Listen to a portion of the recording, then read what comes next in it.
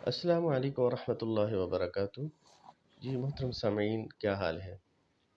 آج ہم بات کریں گے مسجد اقصی اور قبۃ الصخرہ کے بارے میں۔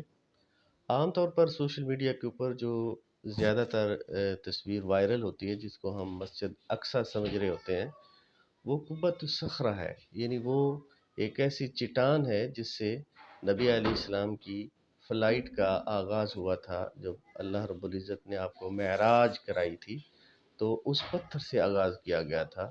اور جو یہودی ہیں، ان کے عقیدے کے مطابق اس پتھر کے اوپر حضرت اسحاق علیہ السلام کی قربانی دی گئی تھی۔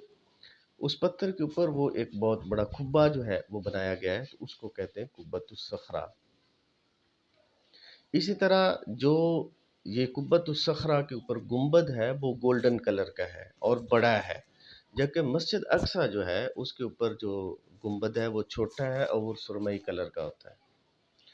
تو اس کو آپ یوں کہہ لیں کہ ایک ٹرائی اینگل ہے، ایک کونے کے اوپر وہ قبۃ الصخرہ ہے اور اس کی دوسری جو کارنر ہے وہاں پہ مسجد اقصی ہے، اور اس کے ساتھ دیوار گریہ ہے۔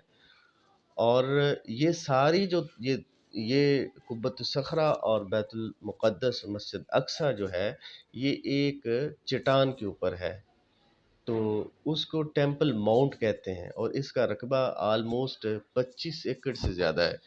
یہودیوں کا ماننا یہ ہے کہ جو ہمارا تھرڈ ٹیمپل بنے گا، وہ اس جو ٹیمپل ماؤنٹ ہے اس کے اوپر بنے گا، اور اس میں وہ مسجد اقصی اور ٹیمپل جو قبۃ الصخرہ ہے اس کو گرا کر وہاں پر وہ جو تھرڈ ٹیمپل ہے وہ بنانا چاہتے ہیں۔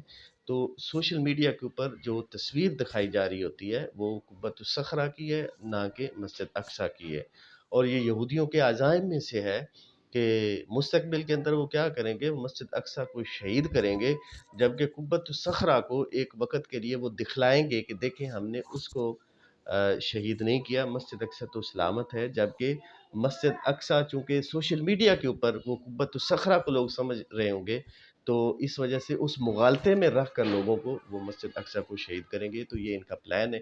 لہذا ہمیں یہ سمجھ لینا چاہیے کہ مسجد اقصی اور قبۃ الصخرہ یہ دو علیحدہ علیحدہ ہیں، اور ان میں فرق کیا ہے۔ السلام علیکم ورحمۃ اللہ۔